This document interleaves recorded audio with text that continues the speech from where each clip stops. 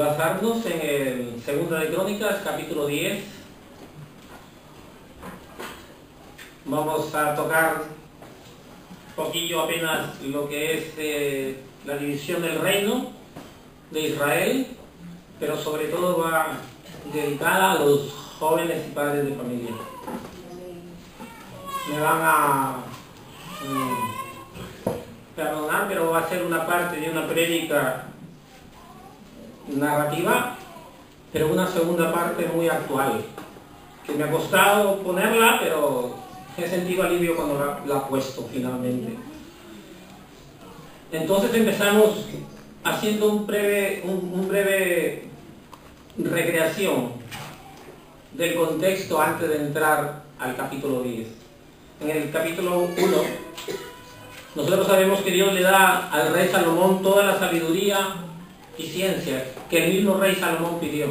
Pero además, Dios le añade riqueza, bienes y gloria, como no la tuvo ningún rey, ni la tendrá ningún otro. En el capítulo 9 nos relata toda la riqueza que el rey Salomón había acumulado. Nos dice la palabra que el rey había acumulado tanta riqueza que todos los reyes de la tierra querían ver su rostro para conocer la sabiduría que Dios le había dado. Nos da de ejemplo a la reina Saba, o a la reina Sabá. Él tenía oro, plata, piedras preciosas, marfil, madera de sándalo, madera de Líbano, alhajas, vestidos, perfumes, especies aromáticas, caballos, etc. Y además, muchas mujeres. El rey Salomón, Primera de Reyes, capítulo 11, nos dice que tenía 700 mujeres reinas y 300 concubinas. Pero todos estos dones que Salomón tenía, esto de multiplicar caballos, de tener abundante oro para sí y muchas mujeres, era algo que Salomón estaba yendo contra la palabra de Dios. Pues la palabra de Dios, pues él estaba bajo la ley, y en Deuteronomio, en el capítulo 17, en el versículo 16-17, nos dice esto: pero él, o sea el rey, no aumentará para sí caballos, ni hará volver al pueblo de Egipto con el fin de aumentar caballos, porque el Señor os lo ha dicho: no volváis nunca por este camino, ni tomará para sí muchas mujeres, para que su corazón no se desvíe, ni plata ni oro amontonará para sí en abundancia. 3 cosas decía: no aumentarás caballos, en los cuales tú vas a poner la confianza en tu fuerza; no aumentarás oro, porque tú vas a poner la confianza en tu riqueza; y no aumentarás mujeres, porque te desviarán el corazón. Está hablando de mujeres extranjeras a Israel, como las moabitas, las amonitas. 700 mujeres y 300 concubinas, que al final de su reinado lo llevaron a doblegar su corazón a otros reyes, como el rey Moloch, o a otros dioses, como el dios Moloch. Salomón quedó atrapado por las mismas bendiciones de su propia sabiduría y desobedeció entonces los mandamientos de Dios.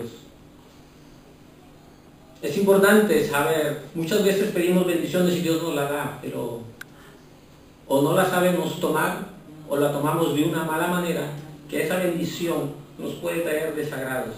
Salomón era un hombre millonario, recibía anualmente 666 talentos de oro al año, solo hablando de oro.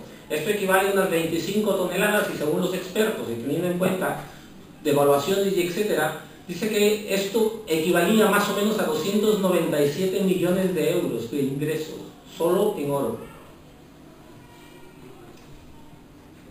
Esto hacía de él un gran imperio. Había hecho grandes construcciones, grandes templos y un harén que exigía demasiado dinero. Y como todos lo sabemos, y más en esta época de crisis, que es donde más uno habla o aprende de economía, como todos sabemos, este dinero tiene que salir de algún sitio. Y uno de ellos era de los impuestos que le imponían al imperio de Israel. Dinero, mujeres, caballos. Dios, cuando vio que Salomón había doblegado su corazón a otros dioses, cuando llegó la apostasía al gobierno de Salomón, el Señor en Primera de Reyes 11:11 le dice: y dijo el Señor a Salomón: por cuanto ha habido todo esto en ti y no has guardado mi pacto y mis estatutos que yo te mandé, romperé de ti el reino y lo entregaré a tu siervo. Sin embargo, no lo haré en tus días por amor a David tu padre, la romperé de la mano de tu hijo. Y aquí ya entramos en el contexto de nuestra palabra. Un reino grandioso, hermoso, bendecido, sin embargo ahora dividido. Pero el amor es grande del Señor, que no lo hizo en los días de Salomón, sino en los días de su hijo. Leamos capítulo 10, versículo 1. Segunda de Crónicas, capítulo 10, versículos del 1 al 11. Roboam fue a Siquem, porque en Siquem se había reunido todo Israel para hacerlo rey. Y cuando lo oyó Jeroboam, hijo de Nabat, el cual estaba en Egipto, a donde había huido a causa del rey Salomón, volvió de Egipto. Y enviaron y le llamaron vino, pues Jeroboam y todo Israel, y hablaron a Roboam diciendo: tu padre agravó nuestro yugo, ahora alivia algo de la dura servidumbre y del pesado yugo con que tu padre nos apremió y te serviremos. Y él les dijo: volved a mí de aquí a 3 días. Y el pueblo se fue. Entonces el rey Roboam tomó consejo con los ancianos que habían estado delante de Salomón, su padre, cuando vivía, y les dijo: ¿cómo aconsejáis vosotros que responda a este pueblo? Y ellos le contestaron diciendo: si te condujeres humanamente con este pueblo y le agradares, y le hablares buenas palabras, ellos te servirán siempre. Mas él, dejando el consejo que le dieron los ancianos, tomó consejo con los jóvenes que se habían criado con él y que estaban a su servicio, y les dijo: ¿qué aconsejáis vosotros que respondamos a este pueblo que me ha hablado diciendo: alivia algo del yugo que tu padre puso sobre nosotros? Entonces los jóvenes que se habían criado con él le contestaron: así dirás al pueblo que te ha hablado diciendo: tu padre agravó nuestro yugo, mas tú disminuye nuestra carga. Así les dirás: mi dedo más pequeño es más grueso que los lomos de mi padre. Así que si mi padre os cargó de grave yugo, yo añadiré a vuestro yugo. Mi padre os castigó con azotes y yo con escorpiones. Haremos ahí. Habíamos dicho que el Señor había decidido la división del reino, había llegado ya la muerte de Salomón, su hijo Roboam tenía que ser investido como rey, había divisiones entre las tribus del norte y las tribus del sur, esto ya lo vemos desde Segunda de Samuel.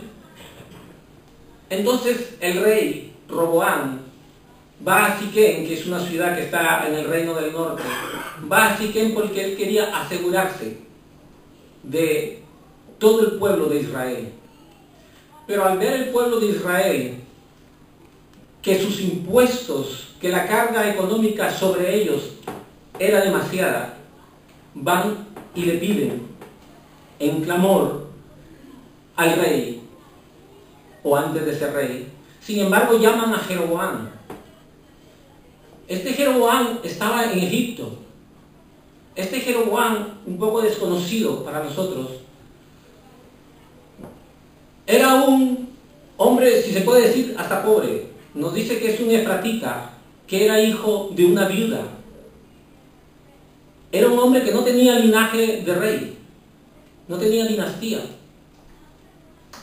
pero era esforzado y valiente. Nos dice cuando en la época de Salomón, cuando Salomón edificaba Milo, la ciudad de Milo, lo vio a este hombre muy esforzado y muy valiente, muy activo.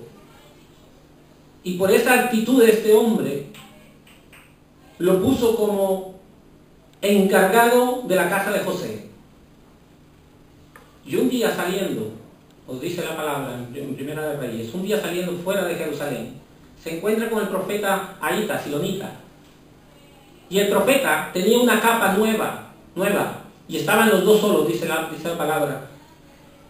Y este profeta coge la capa y la parte en 12 partes, y le da a Jeroboam 10 partes de esta capa. Y le dice así, y esta fue la profecía de Dios.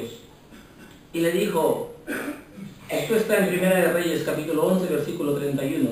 Toma para ti los 10 pedazos, porque así ha dicho el Señor, Dios de Israel. He aquí que yo rompo el reino de la mano de Salomón, y a ti te daré 10 tribus. el Señor había tomado a Jeroboam para hacerlo rey de la casa de Israel. Incluso muchas de las promesas que le hizo a David, se la hizo a él. Y le dijo: y si prestares oído a todas las cosas que te mandare, y anduvieres en mis caminos, e hicieres lo recto delante de mis ojos, guardando mis estatutos y mis mandamientos, como hizo David mi siervo, yo estaré contigo y te edificaré casa firme como la edifiqué a David, y yo te entregaré a Israel.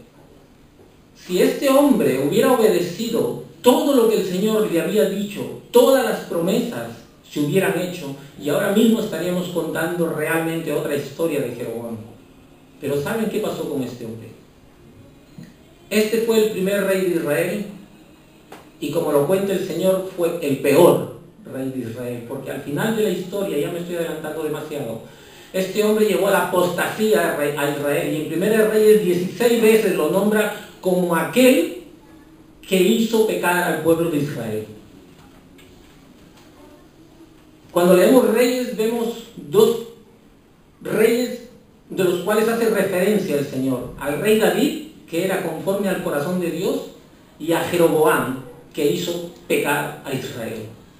Este hombre tuvo en sus manos la actitud de ser el mejor rey y de haber cambiado la historia de Israel, pero precisamente por él confiar en su corazón, él confiar en sus fuerzas, él confiar en su poder, dejando de lado y olvidando las promesas de Dios, lo que hablábamos temprano,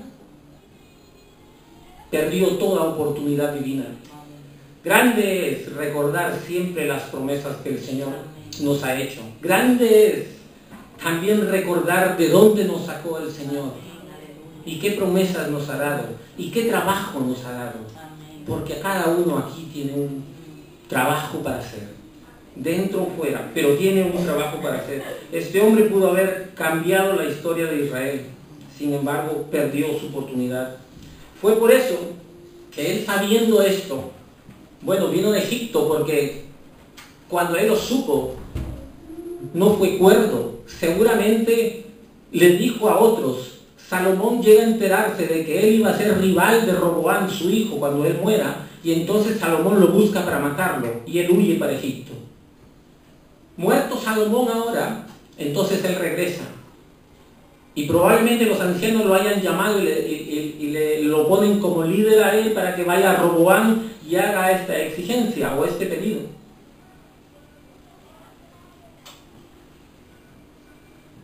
Roboam, junto al pueblo de Israel, le hacen el pedido. Y lo que hace Roboam es, le dice al pueblo: volved de aquí a 3 días. Y me parece, en primer lugar, sensato, porque si nosotros damos una respuesta rápida, sin Dios en nuestro corazón, sin haber orado antes, podemos caer, y seguro que caeremos. Pero si meditamos lo que nosotros podemos decir o hacer, según la palabra de Dios, es seguro que vamos a ir bien. Pero sin embargo, este hombre, Jeroboam, tampoco tenía a Dios en su corazón.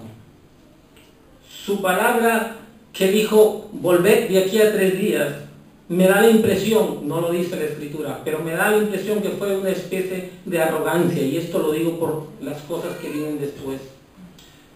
Roboam fue donde los ancianos, y hasta ahí lo hizo muy bien.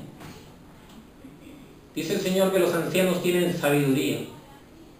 El pueblo de Israel estaba descontento de todo y receloso de toda la tremenda carga impositiva. Por eso es que van y le hacen esta pregunta. Los ancianos le dicen que le hable humanamente. Que le hable humanamente, que le dé buenas palabras, y que si le rebajaba los impuestos, ellos iban a servirle. Sin embargo, Jeroboam no hace esto. Bueno, en el versículo 8 dice: mas él fue a ver el consejo con los jóvenes, y lo repite por 2 veces, con los que él se había criado. Este Jeroboam, quien tuvo como padre al más sabio de todo el planeta, no tuvo la sabiduría de su padre. Este Jeroboam cuando fue joven, debió haber visto a su padre haciendo todas las cosas que hacía, las cosas malas que Salomón hacía. Fue a este grupo de jóvenes con los que él se había criado. Y un grupo de jóvenes totalmente arrogante, totalmente soberbio. Y es que esto nos pasa a nosotros, hermanos, jóvenes. Cuando Dios no está en nuestro corazón, lo que aflora es la naturaleza caída del ser humano. Y todo es perverso. Todo es perverso. Por eso es el cuidado de tener nosotros de estar siempre de la mano de Dios, caminando con Dios en todo momento. Y jóvenes, en Génesis 8 dice que todo intento del corazón del hombre es malo desde su juventud. Todo intento del corazón del hombre es malo desde su juventud. Es donde más nos tenemos que guardar y empezar a caminar con el Señor. Habíamos dicho que este rey era imprudente para mí, era arrogante. Este rey fue a donde jóvenes que habían estado criados, porque lo dice la palabra, a los que se habían criado con Roboam. Pero ¿qué pasaba? También nos dice anteriormente la palabra que Salomón, cuando fue viejo, su corazón se había doblado ante los dioses de sus mujeres. Mis mujeres. Estaba doblado ante los dioses, mientras pienso yo de que Salomón estaba deleitándose para las cosas de la carne, tenía un hijo allí, viéndolo, lo que él hacía, y hasta de repente haciéndolo. Y esto me hace pensar, y aquí es la parte donde me salgo un poco de la Biblia para expresar un poco el sentir que estaba en mi corazón. Qué importante es, hermanos, vosotros que sois padres de familia, mantener las buenas costumbres en la casa. Qué importante es lo que estás haciendo tú en tu casa. Estoy hablando a los creyentes. Qué importante es que tú mantengas tu lectura de la Biblia diaria. Qué importante es que dobles tus rodillas y ores sobre esas rodillas, recibiendo bendición, perdón y todo lo bueno que de Dios viene. Qué importante, hermano, que hagas un devocional diario. Qué importante es la oración con tus hijos y tu esposa. Qué importante es dar el trato amable a la esposa. Qué importante es todo esto. Qué importante dar la corrección a los hijos si es necesario. Porque sabes que si tú lo corriges es porque lo amas. Y si tú lo dejas hacer las cosas que está haciendo y sabes que está mal, mira lo que te digo, lo odias a tu hijo. Disciplínalo porque lo amas. Si no haces esto, hermano, no piensas que porque tu hijo está dentro de casa, él está tranquilo. No, no, no. Si tú tienes un internet en tu casa, y aquí me meto con los jóvenes, si tú tienes internet en tu casa, es probable que ningún joven, o muy pocos sean ellos, que tengan una cuenta mínimo de Facebook. Miremos las redes sociales. Hay muchas redes sociales. Creo que la más conocida es el Facebook, Twitter, Fancy, Hi-Fi, todas las redes sociales. Estas redes sociales han venido a cambiar la forma de pensar y el andar de la sociedad en general. No solamente en el ordenador, sino también en el smartphone, en los teléfonos móviles, que ya del móvil ya poco, porque la mayoría usa el mensajería. La mayoría tiene en su móvil un WhatsApp, los jóvenes saben de lo que estoy hablando. Los jóvenes saben de que cada mensaje está ahí. Yo creo que van a tener problemas con los dedos después. Esto va ahí. Hay nuevos vocabularios inclusive. Ahora ya tenemos jóvenes bloggers, ¿no? Con su blog ahí. Tenemos un nuevo vocabulario como voy a tuitear. Inclusive estas palabras están yendo o están teniendo camino en los diccionarios estos Oxford y Webster. Estas palabras están abriendo su camino allí. No digo que estamos contra las redes sociales, ni con ningún medio de comunicación, con ninguno. Mira, es más, Pleno Evangelio, nuestra asamblea, usa las redes sociales. Tiene su página web, tiene su Facebook. Las mujeres de gracia también tienen su Facebook.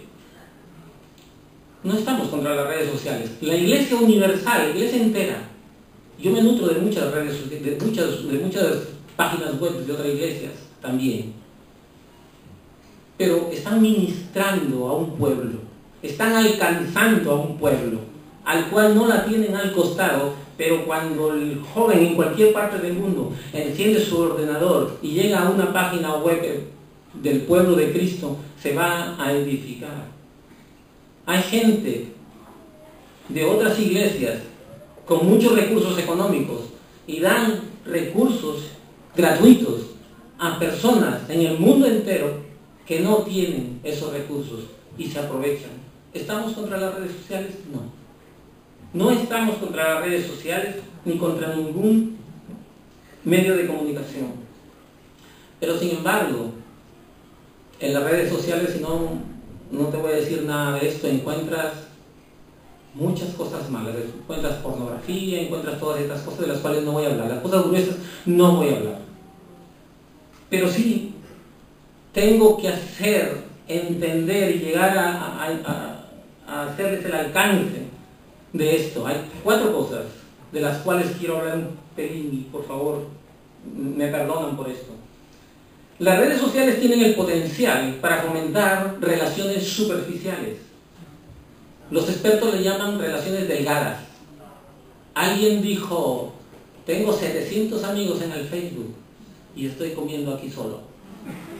Es una gran realidad. Esta es una gran realidad. Quizás yo tenga muchos amigos en el Facebook. Perdona por haberlo tomado de ejemplo. Quizás yo tengo muchos amigos en el Facebook, de los cuales por al verlos, yo sé cómo se visten, qué ropa usan, cuáles son sus amigos, cuáles son sus hobbies. Pero no sé si están pasando por un tremendo problema crucial en su vida. Yo sé su superficie, pero no sé el fondo. Dios no viene a nosotros al cuerpo, viene al espíritu, adentro de nosotros. Y eso es una pérdida de tiempo. Si yo puedo ayudar a un hermano, ayudar a un no hermano, porque ama a tu prójimo como a ti mismo, puedo ayudar con la palabra de Dios, sí que estoy haciendo bien un buen uso de las redes sociales. A veces estamos conversando en familia, padre, madre, hijos, está el joven participando de una muy buena y educativa quizá reunión, cuando suena el móvil y un WhatsApp, se va el amigo, se va la hija o el hijo y abandona esta unidad familiar necesaria. Tenemos relaciones delgadas fuera y están empezando a hacer relaciones delgadas en el interior de la familia. Tomemos acción, hermanos. Nosotros como creyentes estamos llamados a alentar, instruir, exhortar, servirnos unos a otros. Amén. Y esto realmente requiere mucho más de lo que las redes sociales pueden ofrecer. Amén. La amistad cristiana va mucho más allá que cualquier actualización o mensaje de Facebook. La amistad cristiana va mucho más allá de los 140 caracteres que te obliga Twitter. Segunda parte, toda palabra ociosa. ¿Cuántas palabras ociosas podemos cernir nosotros en los textos o en el Facebook o en el Twitter o en cualquier red social que encuentres? Jesús fue directo. Jesús fue directo. Jesús en Mateo 12:36 nos dice, mas yo os digo que de toda palabra ociosa que hablen los hombres, de ella darán cuenta en el día del juicio. Y en el versículo 37 dice, porque por tus palabras serás justificado y por tus palabras serás condenado. Mano, si yo hago esto y leo esto, no creo que llegue a borrar una cuenta, pero me voy a aterrar por poner algo en un mensaje de estos. porque si no voy a edificar a nadie, mejor prefiero no poner nada. Pablo lo dice, Pablo en 1 Corintios 10:23 nos da un importante principio de la libertad cristiana. No sé si nos llama la atención todo esto, pero tiene que llamar la atención poderosamente, porque de lo contrario estamos imbuidos en la corriente del mundo. Nos estamos dejando arrastrar por lo que está pasando. Nosotros, nuestros hijos. Pablo, y esta es una verdad cristiana, es un principio de libertad llamado, en Corintios 10:23 dice, todo me es lícito, pero no todo conviene. Todo me es lícito, pero no todo edifica. Ninguno busque su propio bien, sino el del otro. Sí que nos es lícito las redes sociales, lo habíamos dicho. Pero no todo edifica, no todo lo que yo pueda poner ahí va a edificar. Tenemos que aplicar esta verdad al mundo de las redes sociales. Y si aplicamos esta verdad, este principio de verdad cristiana, nosotros regresa a un Twitter ahora mismo, a un Facebook, y fíjate, y va a ser muy fácil separar lo bueno de la madera, de la hojarasca, del heno. Va a ser muy fácil. Siempre hablo en casa cuando digo, si tienes una actitud o algo que hacer, confróntalo con la palabra. Confróntalo con la palabra. Tenemos la verdad pura, o la única verdad. ¿Por qué tenemos que ir a otros lados a buscar cosas? ¿Por qué otras filosofías? ¿Por qué otras redes sociales? ¿Por qué tenemos la mejor red social? Esta es la mejor red social, la Biblia es la mejor red social. Tenemos toda una verdad dada a los hombres. Un tercer punto es la gestión del tiempo. Por su naturaleza, las redes sociales es una distracción masiva, es como el televisor, es como la televisión. Y va en detrimento realmente de un estudio, de una meditación, de una oración, o incluso para los jóvenes, de su estudio en la universidad o en la escuela. Te va a distraer. Cuando tú estudies, apaga todo mecanismo que te pueda distraer. La adicción al Facebook, miren bien, los psicólogos dicen que a diferencia del alcohol y las drogas, es una adicción psicológica. Es lo que dicen los psicólogos. Y yo no pienso así. Yo pienso que la adicción al Facebook, como otras cosas, es un problema del corazón.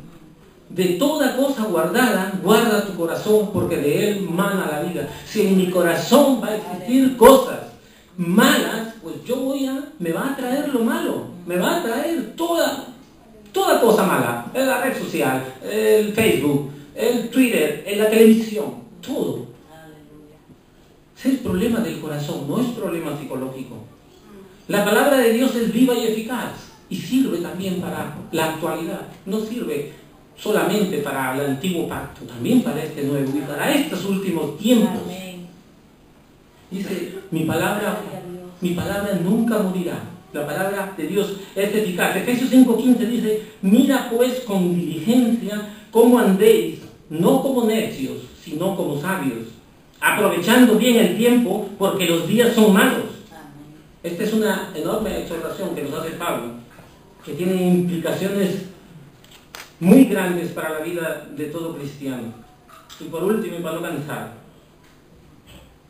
el ego digitalizado. Si hay una palabra que puede definir a las redes sociales, es la autopromoción del yo. Justamente lo contrario a lo que enseña la Biblia y a lo que nosotros nos desgañitamos aquí hablando. El narcisismo, el colgar fotos sensuales para verme de acuerdo a cómo dicta el mundo. Todo esto realmente está produciendo lo que los psicólogos llaman trastorno narcisista de la personalidad. Ya lo están estudiando, y hace mucho tiempo. Todo esto está produciendo el trastorno narcisista de la personalidad. Y tienen razón. Pero ¿sabes cómo le llama la Biblia? La Biblia no entra en pequeñeces. La Biblia lo dice directamente como es. Esto se llama pecado de soberbia. Poner mi foto muy sensual para que me vean la gente o para que me sigan o para que me miren,